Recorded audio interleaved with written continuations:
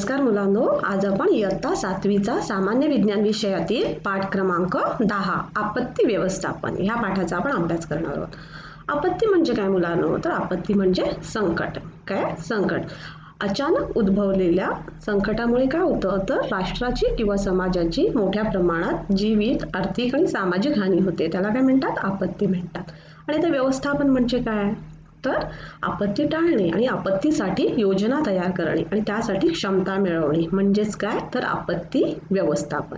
मग आपण आजच्या भागामध्ये काय पाहणार आहोत? ते कोणत्या नैसर्गिक आपत्ती? आपण तर मागच्या भागामध्ये 6वीच्या वर्गात आपण शिकलेलो आहोत. नैसर्गिक आपत्ती आणि मानवनिर्मित आपत्ती अशा 2 प्रकारच्या आपत्त्या आहेत. आणि मग त्याच्यामधून आपण आजच्या भागामध्ये काय पाहणार आहोत ह्या पाठामध्ये? तर कोणकोणत्या नैसर्गिक ज्या आपत्ती आहेत, जसे की दुष्काळ, ढगफुटी, वीज पडणे, सुनामी, वादळ यांचा सर्व म्हणजे अभ्यास कशी होतात म्हणजे आणि त्याची कारणे काय आहेत आणि आपण कोणत्या उपाययोजना केल्या पाहिजेत याचा आपण अभ्यास ह्या पाठामध्ये करणार आहोत.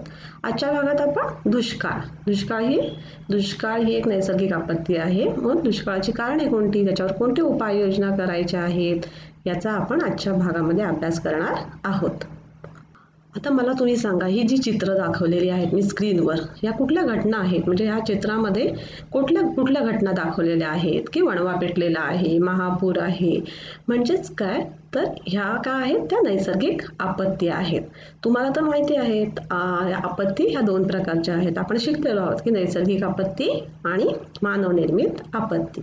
मग आपत्ती म्हणजे काय? तर अचानक उद्भवणाऱ्या संकटांमुळे राष्ट्राची किंवा समाजाची मोठ्या प्रमाणात जीवित, आर्थिक व सामाजिक हानी होते. यास काय म्हणतात? आपत्ती म्हणतात. मुलांनो, तुम्ही मला आता सांगा, कुठल्या मानवनिर्मित आपत्ती आहेत आणि कुठल्या म्हणजे नैसर्गिक आपत्ती आहेत? तुम्ही 6वीच्या वर्गामध्ये तर शिकलेल्या आहातच. मग नैसर्गिक आपत्ती कोणत्या आहेत? तर अतिवृष्टीमुळे पाऊस येतो, त्याच्यामुळे काय होतं? अतिवृष्टी होते म्हणजे खूप पाऊस झाला की काय होतो? महापूर येतो. म्हणजे ही एक नैसर्गिक आपत्तीच आहे. दुसरी कुठली? तर दुसरं सुनामी, वादळे, भूकंप, अजून जंगलामध्ये अचानक लागलेला वणवा, हे काय आहे? ढगफुटी. ह्या सगळ्या नैसर्गिक आपत्ती आहेत. आणि आता मानवनिर्मित आपत्ती कुठल्या आहेत मुलांनो? सांगा बरं. तुम्हाला माहिती आहेत, सांगा. तर दहशतवाद, आग लागणे, अपघात होणे, इमारती कोसळणे, या सगळ्या काय आहेत? तर बॉम्बस्फोट, या सगळ्या मानवनिर्मित आपत्ती आहेत. मुलांनो, तुम्हाला माहिती आहे का, या काही आपत्तींना आपण टाळू शकतो आणि काही आपत्ती आपण टाळू शकत नाही. म्हणजे त्याच्यासाठी आपल्याला दक्षताच घ्यावी लागते. मग कोणत्या आपत्ती आपण टाळू शकतो? आता दुष्काळासारखी आपत्ती आपण टाळू शकतो. दुष्काळ काय येतो मुलांनो? तर दुष्काळ कशामुळे येतो? तर वृक्षतोड. आता म्हणजे खूप वृक्षतोड होते आणि त्याच्यामुळे काय होतं? पाऊस पडत नाही आणि मग दुष्काळ येतो. मग अशी दुष्काळासारखी आपत्ती आपण टाळू शकतो की आपण वृक्षतोड न करणे, हा त्याच्यावर उपाय आहे. आणि आता आपण कोणत्या आपत्ती आपण टाळू शकत नाही? जसे की भूकंप, वीज पडणे, सुनामी, ह्या तर आपत्ती टाळणे आपल्याला शक्य नाही आहे. मग आपल्याला त्याच्यासाठी काय? दक्षता घ्यावी लागते. मुलांनो, ह्या मानवनिर्मित आणि नैसर्गिक म्हणजे ज्या आपत्ती आहेत ह्या एकमेकांशी संबंधित आहेत. आता मला सांगा, आपण जेव्हा म्हणजे पावसाळ्यामध्ये तुम्ही ऐकलंच असाल की शेतावरचे बांध असतात ते वाहून जातात. का जातात? मग त्याच्यासाठी आपल्याला काय करावं लागतं पहिलं? तर आपण काहीतरी उपाययोजना करू शकतो ना. ते बांध म्हणजे वाहून न जाण्यासाठी आपण म्हणजे पाऊस सुरू होण्यापूर्वी काय करायचं? त्या बांधांची दुरुस्ती करायला हवी. जसं आपण कसं करतो, घराच्या छपरांवर घरामध्ये पाणी नको यायला म्हणून आपण घराच्या छपरांवर काय टाकतो? म्हणजे प्लास्टिक टाकतो की नाही, की जेणेकरून आपल्या घरामध्ये पाणी यायला नको. म्हणजे काहीतरी आपण दक्षता घेतो. आता मला तुम्ही सांगा की पाणी टंचाई कशामुळे होते? तर पाणी टंचाई एकतर दुष्काळ पडल्यामुळे पाणी टंचाई होते आणि पाणी आपण अति वापर करतो पाण्याचा. पुन्हा शहरामध्ये वगैरे पाईपलाईन फुटतात वगैरे, त्याच्यामुळे काय होतं? पाणी टंचाई होते. म्हणून पाण्याचा आपण जपून वापर करू शकतो. म्हणजे केल्यामुळे काय होतं? पाणी टंचाई होऊ म्हणजे पाणी टंचाई नाही होणार आपल्यासाठी. तर आता मला सांगा मुलांनो, तुम्ही आता दुष्काळ कशामुळे येतो?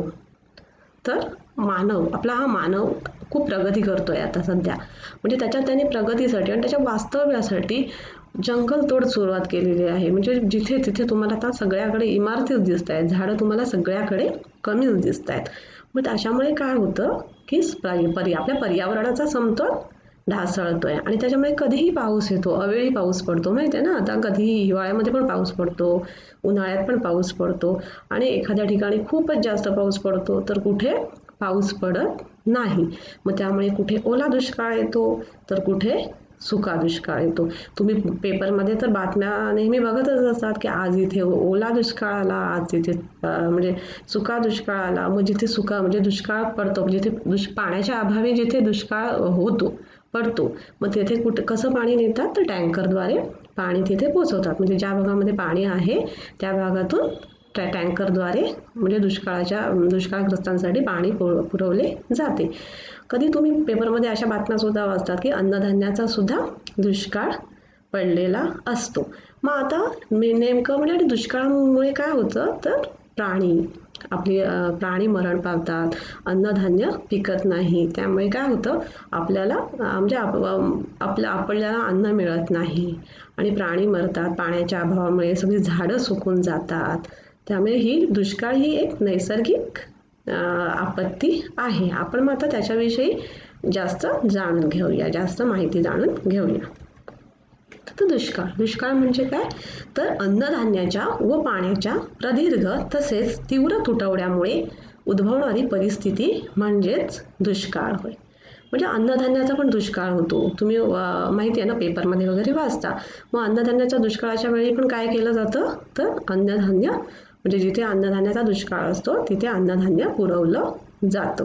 आता मुलांनो मला सांगा, जर आपल्याला म्हणजे अन्नधान्य शेतामध्ये जर पिकलं नाही तर काय होईल सांगा. आपण जिवंत राहू शकतो का? आपण अन्नाशिवाय जिवंत राहू शकत नाही. त्यामुळे अन्नधान्य जर नाही पिकलं तर म्हणजे सजीवांना सगळ्यांना अन्नाची गरज असते आणि जर आपण अन्नधान्य जर पिकलंच नाही तर आपण उपाशी राहून आपण मृत्युमुखी पडू शकतो. आता दुष्काळाचे सर्वसाधारणपणे सौम्य दुष्काळ आणि तीव्र दुष्काळ असे वर्गीकरण केले जाते. काय तर दुष्काळाचे सर्वसाधारणपणे सौम्य दुष्काळ आणि तीव्र दुष्काळ असे वर्गीकरण केले जाते. मुलांनो, तर आपण दुष्काळाची कारणे बघूया की दुष्काळ का येतो, म्हणजे कारण काय आहेत त्याची. तर दुष्काळ हे एक नैसर्गिक आपत्ती आहे, परंतु काही मानवाच्या कृतीमुळे सुद्धा आपल्याला त्याचे परिणाम भोगावे लागतात. मग आता दुष्काळाची कारणे 2 आहेत, मानवनिर्मित कारणे आणि नैसर्गिक कारणे. तर आपण आता या दोन्ही कारणांची सविस्तर माहिती घेऊया. मानवनिर्मित दुष्काळाची कारण. तर मानवनिर्मित दुष्काळाचं पहिलं कारण म्हणजे काय आहे तर आपली वाढती लोकसंख्या. मुलांनो, आपली लोकसंख्या किती आहे तर म्हणजे खूप आहे, वाढती लोकसंख्या. मग त्याच्यामुळे काय झालं, लोकसंख्या वाढली त्यामुळे लोकांच्या गरजा सुद्धा वाढल्या आणि मग ह्या गरजा पूर्ण करण्यासाठी वृक्षतोड, जंगलतोड म्हणजे काय तर लोकांच्या वास्तव्यासाठी लोकांना वृक्षतोड करावी लागली आणि मग तिथे इमारतींचं बांधकाम व्हायला लागलं, कारखाने बांधले गेले. त्याच्यामुळे काय वृक्षतोड आणि जंगलतोड झाली आणि त्यामुळे काय होतं तर जमिनीची धूप होऊन पाऊस कमी पडतो. काय होतं, आपण वृक्षतोड केली तर काय होतं तर जमिनीची धूप होऊन पाऊस कमी पडतो. अशा वेळी पाण्याचा तुटवडा निर्माण होतो आणि मग काय होतं तर म्हणजे दुष्काळच पडतो. आणि तरी पण अशा पाण्याचा जरी तुटवडा मानव अशा परिस्थितीतही पाण्याचा काटकसरीने वापर करतच नाही, न करता खूप वापर करतो. आपण किती पाण्याचा वापर करतो आणि किती पाणी आपण वाया घालवतो हे तुम्हाला तर माहितीच आहे. आता त्यामुळे काय होतं आपण पाण्याचा म्हणजे काटकसरीने वापर करत नाही आणि खूप पाणी वाया घालवतो. त्यामुळे काय होतं दुष्काळाची समस्या निर्माण होते. आता दुष्काळ अजून कारण काय आहे तर कमी क्षेत्रामध्ये जास्त अन्न पिकवण्यासाठी आपण रासायनिक खतांचा वापर पिकांसाठी करू लागलो. शेतकरी माहिती आहे ना, हल्ली पिकांवर काय करतात तर रासायनिक खतांचे फवारे मारतात की कमी क्षेत्रामध्ये जास्त अन्न पिकवण्यासाठी. आणि आपली लोकसंख्या सुद्धा इतकी आहे की त्यांच्या सगळ्या गरजा भागवण्यासाठी हे करावंच लागतं. आणि मग त्याच्यामुळे काय होतं रासायनिक जे खतं वापरल्यामुळे आपली जमीन आहे ना ही नापीक होते, म्हणजे तिची सुपीकता निघून जाते. सतत ती रासायनिक खतांचा वापर केल्यामुळे जमिनीची सुपीकता निघून जाते आणि आपली जमीन म्हणजे शेतजमीन कशी होते, नापीक होते. आणि असे अन्न म्हणजे रासायनिक खतांचा वापर करून जे अन्न पिकवलं जातं आणि असं अन्न जेव्हा आपण ते खातो तेव्हा आपल्याला सुद्धा अनेक आजार होतात. काय आपले ते अन्न खाऊन आपले आजारही वाढतात. आणि त्या पिकांवर माहिती आहे ना, पडणारी कीड, रोग, टोळधाड, उंदीर, घुशी या प्राण्यांकडून सुद्धा पिकांचा नाश होतो. त्यामुळे काय होतं, अन्नधान्यांचं नुकसान होऊन दुष्काळाची शक्यता असते. म्हणजे पुन्हा दुष्काळाची शक्यता होते. काय होतं तर म्हणजे उंदीर, घुशी सगळ्या अन्नांचा आपला नाश करतात, पिकांचा नाश करतात. टोळधाड, टोळीची धाड पडते, कीटक, किडी आपल्या म्हणजे त्याच्यामुळे काय होतं तर पिकांचा नाश होतो. यामुळे काय होतं तर अन्नधान्यांचं नुकसान होऊन दुष्काळाची शक्यता असते. पाण्याचा गैरवापर केल्याने पाण्याच्या दुष्काळाला सामोरे जावे लागते. हे तर मी तुम्हाला मगाशी सांगितलं की पाण्याचा आपण खूपच गैरवापर करतो आणि त्याच्यामुळे आपल्याला पाण्याच्या दुष्काळाला सामोरे जावे लागते. देशाच्या अंतर्गत वादामुळे पण अंतर्गत अशांतता सर्वत्र पसरते. त्यामुळे शेतीकडे दुर्लक्ष होतो. युद्ध हे देखील दुष्काळाचे मानवी कारण आहे. तर आता आपण काय पाहिलं तर मानवनिर्मित दुष्काळाची कारणे आपण पाहिली.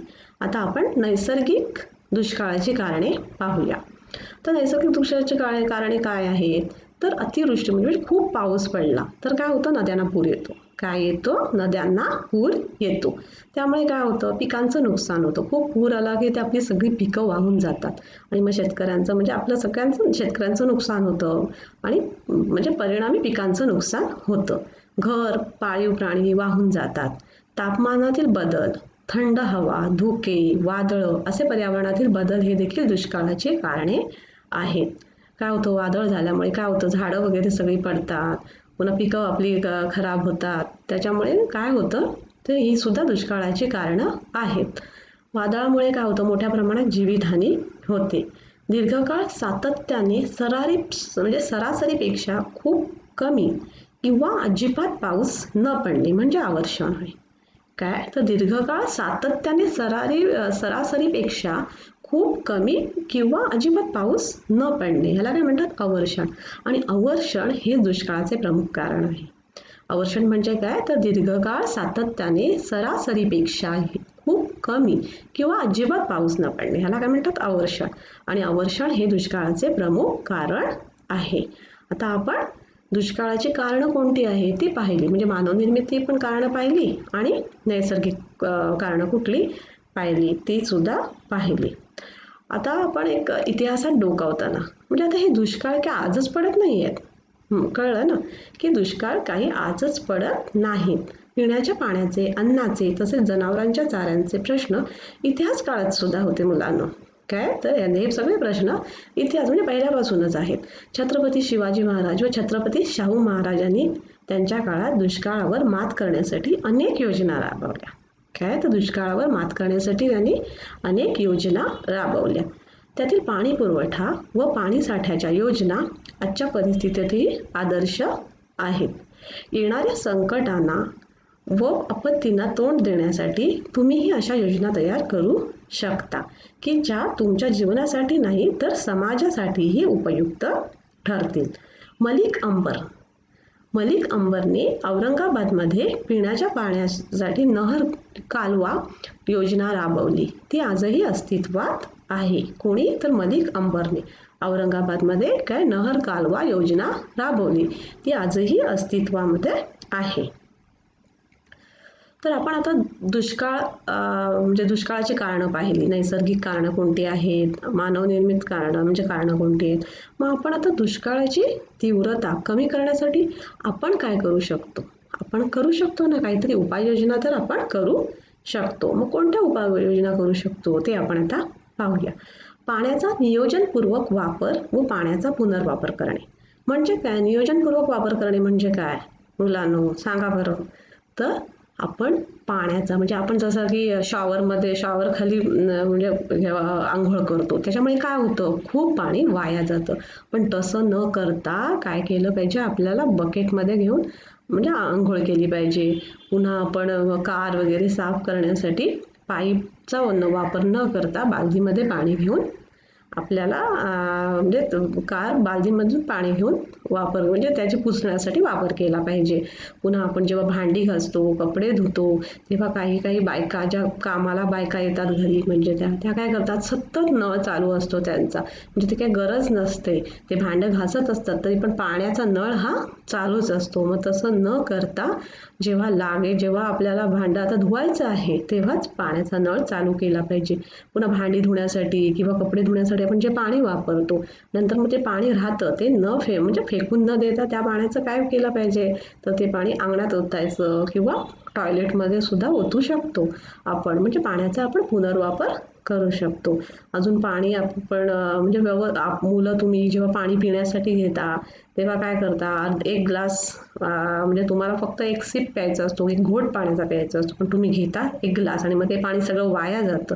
पण तसं न करता जेवढं हवं तेवढंच पाणी घ्यायचं. तुमच्या वॉटर बॉटलमध्ये जेवढं पाणी राहिलं असेल ना स्कूलमधून, काय तुम्ही दिवसभर तेवढं पाणी पित नाहीत, तर म्हणजे राहिलेलं पाणी झाडांना घातलं पाहिजे, जेणेकरून पाणी वाया जाणार नाही. तर स्थानिक पातळीवर सुद्धा जलसंधारणाचे योग्य नियोजन करणे म्हणजे ही एक उपाययोजना आहे. तर मोठ्या प्रमाणात वृक्ष लागवड करणे तसेच वृक्षतोड थांबवणे हे दुष्काळाची तीव्रता कमी करण्यासाठी हे सगळ्यात उत्तम म्हणजे हा उपाय आहे की वृक्ष लागवड करणे आणि वृक्ष तोड थांबवणे. हवामानातील बदलांचा अंदाज घेऊन नियोजनात बदल करणे. कळलं? आता नको दुष्काळ, नको जमिनीची धूप, झाडे लावा खूप अशी विविध घोषवाक्य तयार करून प्रभात फेरीत तुम्ही वापरून लोकांना पाण्याचे महत्त्व तुम्ही सांगू शकता. कळलं? आणि म्हणजे पाण्याचे महत्त्व आणि म्हणजे झाडांचे महत्त्व की तुम्ही वृक्ष लागवड करा की जेणेकरून पाऊस येईल आणि पाऊस आल्यामुळे आपल्याकडे दुष्काळ येणार नाही. म्हणजे आता दुष्काळाची तीव्रता कमी करण्यासाठी आपण हे उपाय करू शकतो. तुम्ही सुद्धा हे सगळे उपाय करायचे आणि अंमलात आणायचे. तर मुलांनो, आज आपण काय शिकलो, तर आपत्ती व्यवस्थापन म्हणजे आपत्ती म्हणजे काय, तर आपत्ती म्हणजे संकट आणि व्यवस्थापन म्हणजे काय, तर म्हणजे आपत्ती टाळणे किंवा आपत्तीसाठी योजना तयार करणे आणि त्यासाठी क्षमता मिळवणे म्हणजे आपत्ती व्यवस्थापन. आणि आता ह्या जी आपत्ती म्हणजे संकट आहेत, ही ज्या आपत्ती आहेत या नैसर्गिक आपत्ती आणि मानवनिर्मित आपत्ती आहेत. मग आजच्या भागामध्ये आपण काय शिकलो, कुठली आपत्ती, तर दुष्काळ ही एक नैसर्गिक आपत्ती आहे. ती दुष्काळाची कारणे कोणती आणि त्याच्यावर दुष्काळाची तीव्रता कमी करण्यासाठी कोणत्या उपाययोजना केल्या पाहिजेत याविषयी याचा आपण अभ्यास केला. आपण पुढच्या भागामध्ये ढगफुटी, नैसर्गिक म्हणजे आपत्ती, ढगफुटी आणि ढगफुटीचे परिणाम काय होतात, आपण त्याच्यासाठी आपले संरक्षण होण्यासाठी आपण काय करायला हवंय याची माहिती आपण घेणार आहोत. धन्यवाद.